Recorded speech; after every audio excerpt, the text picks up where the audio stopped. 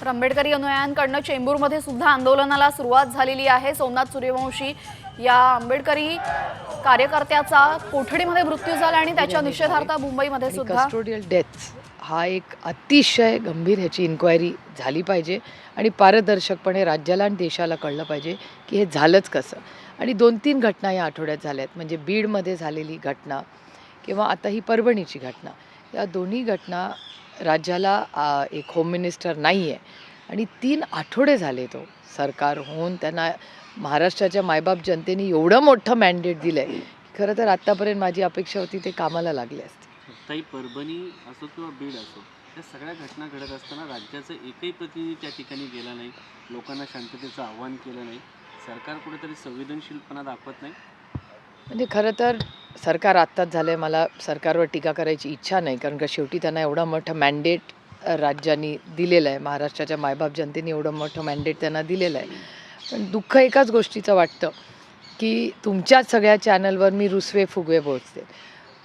आपण सरकारमध्ये किंवा आपण निवडून कशासाठी येतो, तो मायबाप जनतेची सेवा करण्यासाठी। आणि अशी परिस्थिती असताना, एवढं मोठं मॅन्डेट असताना, एवढं साजरं करून तुम्ही कामाला लागायच्या ऐवजी रुसवे फुगवे तुमच्याच चॅनलवर मी पाहते, हा पहिला मुद्दा। आणि थोडंसं माझ्यासारख्या व्यक्तीला डिसअपॉइंटिंग आहे, कारण मग मंत्री असो किंवा नसो, आपण लोकांची सेवा करण्यासाठी ह्याच्यात आलेलो आहे।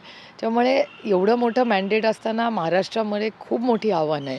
या क्वार्टरमध्ये GDP देशाचा कमी झालेला आहे, ग्रोथ 6-7 पॉईंटवरनं 5.2वर आलेली आहे। त्यामुळे राज्यासमोर आणि देशासमोर खूप मोठी आव्हानं आज आहेत। त्यामुळे माझी अपेक्षा होती की ह्या सरकारने ह्या इकॉनॉमी, अनएम्प्लॉयमेंट, बेरोजगारी ह्याचे फार गांभीर्याने चर्चा करण्याची गरज आहे, पहिला मुद्दा।